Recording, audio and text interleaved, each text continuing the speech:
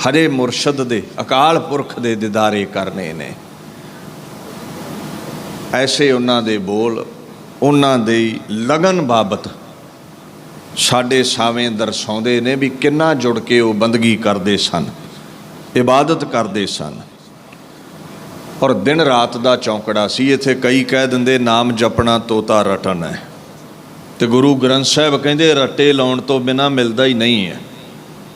कबीर जी नूं पुछो किद्दां मिलदा है रब? कबीर केसो केसो कूकी है, ना सोईए आसार, रात दिवस के कूकने कबू के सुने पुकार। कबीर जी ते कहंदे है सौना भी छड्ड दिता, हुण केवल उहदा नाम लैके कूकीदा है। अज नहीं तो कल सुनेगा जरूर। दरवाजा उहदे लई खोलेगा जिहड़ा दरवाजे ते आवाज़ देवेगा। तुसीं किसी दे घर दे बाहर जाके खलोते रहो, भावें सारी उम्र खलोते रहो, किसी ने थोड़ी दरवाज़ा खोलना है। आवाज़ दोगे घर दे मालक नूं ते दरवाज़ा खोलेगा। गीत गाउणे ही पैंदे ने। गुरु ग्रंथ साहिब पातशाह कहंदे ने बोलो जस जिहबा दिन रात प्रभ अपने जन कीनी दात। जिहड़े जन ने भगत ने संत ने वो दिन रात रब दे गीत गाउंदे ने। कर है भगत आत्म कै चाए प्रभ अपने स्यों रह है समाए। जिहड़े चाह दे नाल रब दे गीत गाउंदे ने एक दिन परमात्मा विच अभेद हो जांदे ने। बाबा फरीद जी तां चौंकड़ा ला के बैठे ने, रब दे गीत गाउंदे ने। बड़ियां करामातां विखाइयां उन्हां। मैं हैरान रह जाना होवें सिख ते बह के स्टेज ते ये गल कह देवें भी सिक्खी च करामात है नहीं है, तो मैनू दिखाओ गुरु ग्रंथ साहिब विच कित्थे लिखिया है भी करामात हुंदी नहीं है। सिक्खी खलोती करामात ते है। पहला करामात है, फिर ज्ञान की बात चलती है। ਜਿਹੜੇ तख्त ਦੇ नशे 'ਚ चूर ਹੁੰਦੇ ਨੇ ਉਹ ਗਿਆਨ ਦੀ ਪਰਿਭਾਸ਼ਾ ਨਹੀਂ ਸਮਝਦੇ। औरंगजेब ਵਰਗੇ, ਜਹਾਂਗੀਰ ਵਰਗੇ ਗਿਆਨ ਦੀ ਭਾਸ਼ਾ ਨਹੀਂ ਸਮਝਦੇ। ਸ਼ਾਹਜਹਾਨ ਗਿਆਨ ਦੀ ਭਾਸ਼ਾ ਨਹੀਂ ਸਮਝਿਆ। ਪਹਿਲਾਂ ਅਜ਼ਮਤ ਵਿਖਾਈ, ਕਰਾਮਾਤ ਵਿਖਾਈ, ਤਲਵਾਰ ਚੁੱਕੀ ਗੁਰੂ ਹਰਗੋਬਿੰਦ ਸਾਹਿਬ ਨੇ, ਫਿਰ ਹੋਸ਼ ਟਿਕਾਣੇ ਆਈ। 4 ਜੰਗ ਜਦੋਂ ਹਾਰੇ ਨੇ ਸ਼ਾਹਜਹਾਨ ਨੇ, 2-2 3-3 हज़ार सूरमा लैके गुरु हरगोबिंद साहब छठम पीर बैठा गुर भारी। लख लख का घेरा तोड़ के खुरा खोर शाहजहां दियां फौजां दा मिटाउंदा है। समझ पै जाती है शाहजहां नूं भी वड्डा पीर करामाती है, इहदे अगे लखां नहीं टिकदे। इस गल का ख्याल रखियो। गुरु ग्रंथ साहब कहंदे सिखा तेरा मुरशद गुरु नानक आया ही करामात लैके, आप नारायण कला धार जग में परवरियो। Guru Nanak with all the spiritual powers, with all the miraculous powers, जितनियां भी अजमत शक्तियां ने गुरु नानक वो लैके दुनिया ते प्रगट है, दुनिया ते ओदा आगाज है। सो पीरां रहबरां महापुरुषां कोल वाधू करामातां हुंदियां ने। बाबा फरीद जी पाकपटन बैठे ने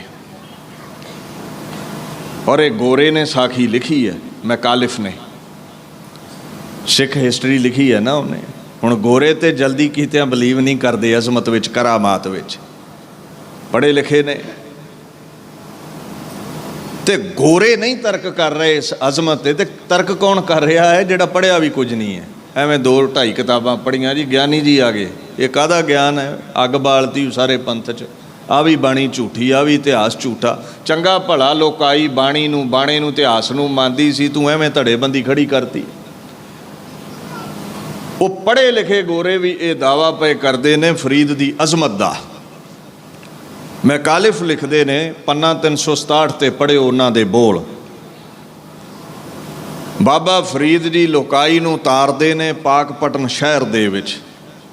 एक कब्बू मसला नाम का काजी सी, उन्हें वेख्या भी बड़ी जय जयकार है बाबा फरीद दी। ईरखा विच बड़ा सड़िया, ईरखा वश होए ने, सड़दे ने।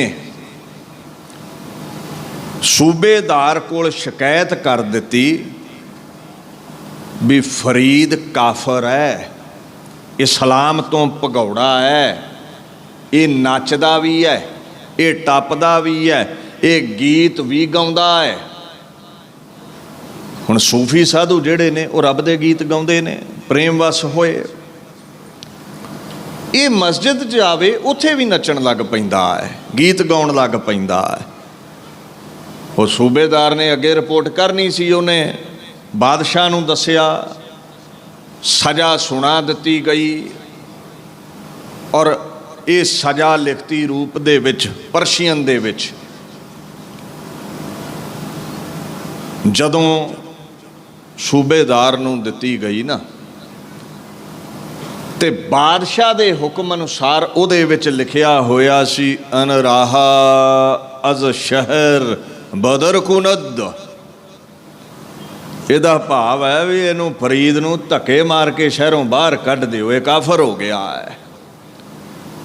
ਇਹ ਨੱਚਦਾ ਹੈ ਮਸਜਿਦ ਦੇ ਵਿੱਚ, ਇਹ ਗੀਤ ਗਾਉਂਦਾ ਹੈ ਮਸਜਿਦ ਦੇ ਵਿੱਚ, ਜੋ ਇਸਲਾਮ ਵਿੱਚ ਮਨਾ ਨੇ ਲਿਖਿਆ। ਤੇ ਇਹ ਤੇ ਜਦੋਂ ਸੂਬੇਦਾਰ ਨੇ ਉਹ ਹੁਕਮ ਪੜ੍ਹਿਆ ਨਾ ਬਾਦਸ਼ਾਹ ਦਾ, ਤੇ ਉਹਦੇ ਉੱਤੇ ਲਿਖਿਆ ਹੋਇਆ ਸੀ, ਕਾਜ਼ੀ ਰਾ ਅਜ਼ ਸ਼ਹਿਰ ਬਹਾਦੁਰ ਕੁਨਦ।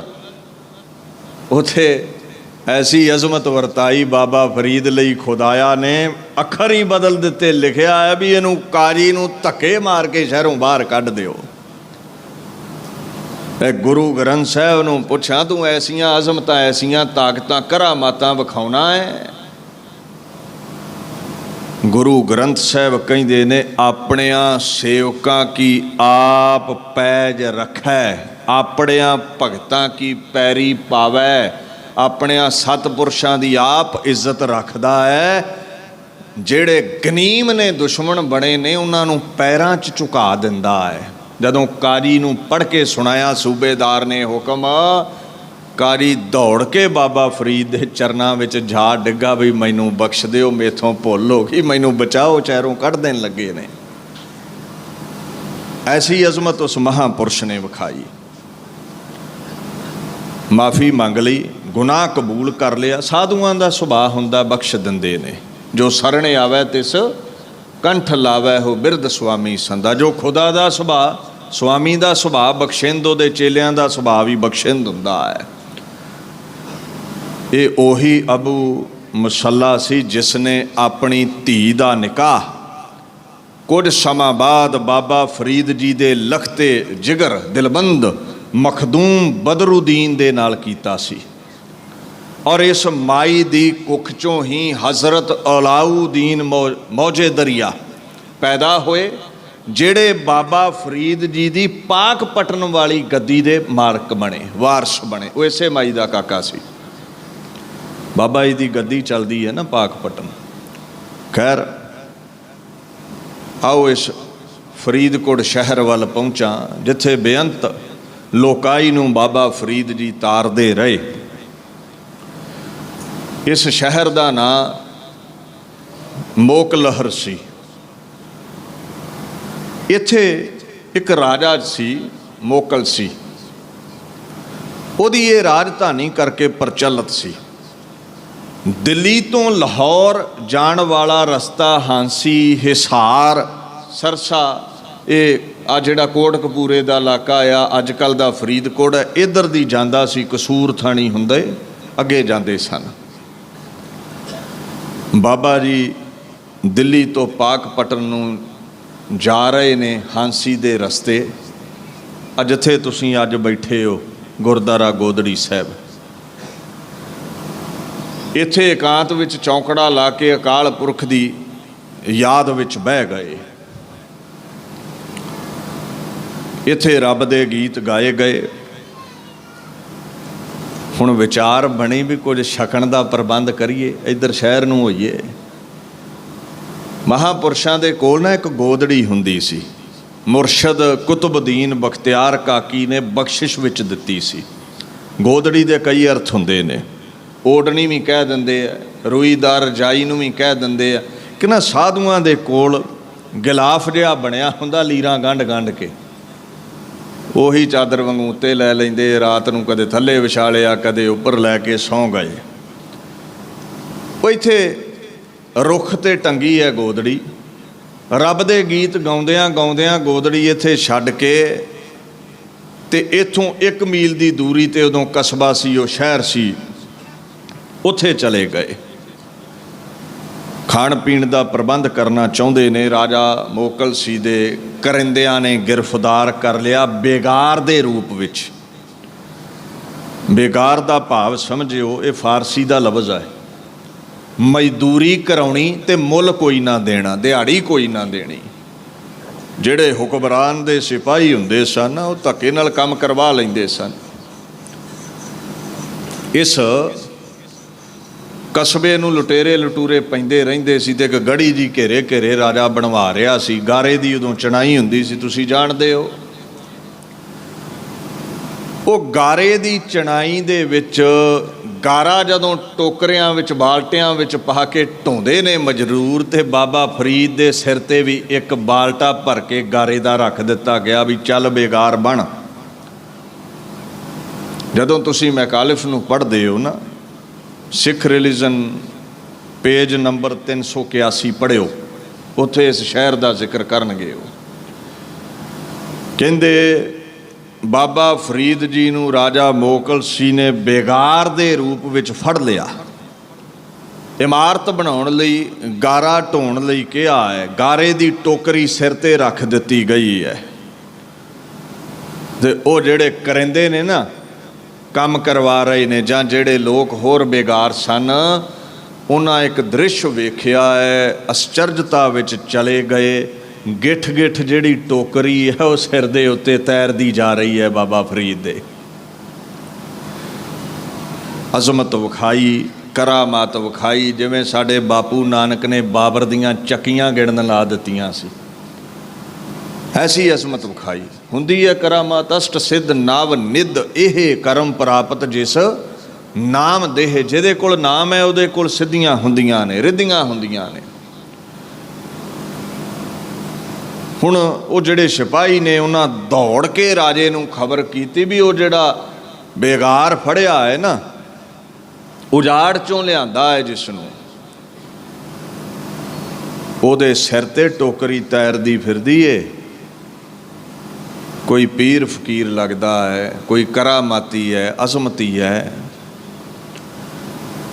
ਰਾਜਾ ਦੌੜ ਕੇ ਆਇਆ, ਨਾਲ ਉਹਦੇ ਕਰਿੰਦੇ ਨੇ, ਹੋਰ ਜਿੰਨੇ ਵੀ ਬੇਗਾਰੀ ਨੇ, ਜਿੰਨੇ ਵੀ ਨੌਕਰ ਚਾਕਰ ਨੇ, ਬਾਬਾ ਫਰੀਦ ਜੀ ਵੱਲ ਵੇਂਦੇ ਨੇ। ਟੋਕਰੀ ਤੈਰਦੀ ਹੈ, ਦੌੜ ਕੇ ਚਰਨਾਂ ਤੇ ਆਣ ਡਿੱਗੇ ਨੇ।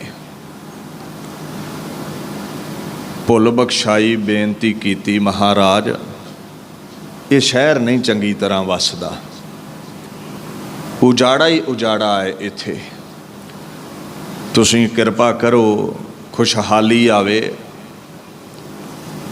ਤੇ ਬਾਬਾ ਫਰੀਦ ਜੀ ਇੱਥੇ ਫਿਰ ਕੁਝ ਸਮਾਂ ਚੌਂਕੜਾ ਲਾ ਕੇ ਰਹੇ ਨੇ। ਖੁਦਾਇਆ ਨੂੰ ਪ੍ਰਸੰਨ ਕੀਤਾ, ਕਾਲ ਪੁਰਖ ਦੇ ਗੀਤ ਗਾਏ, ਬਖਸ਼ਿਸ਼ਾਂ ਕੀਤੀਆਂ। ਭਾਗ ਲਾਉਣੇ ਸੀ ਇਸ ਜਗ੍ਹਾ ਨੂੰ। ਨਾਲੇ ਜਿੱਥੇ ਸਾਧੂ ਬਹਿ ਜਾਵੇ ਨਾ, ਬਾਣੀ ਕਹਿੰਦੀ ਉਹ ਤੀਰਥ ਬਣ ਜਾਂਦਾ ਹੈ। 8-60 ਤੀਰਥ ਜਹੈ ਸਾਧ ਪਗ ਧਰਹਿ। ਚਾਹੇ ਉਜਾੜ ਹੋਵੇ, ਬੀਆਬਾਨ ਹੋਵੇ, ਸਾਧੂ ਦੇ ਚਰਨ ਪੈ ਜਾਣ, ਉਹ ਤੀਰਥ ਬਣ ਜਾਂਦਾ ਹੈ।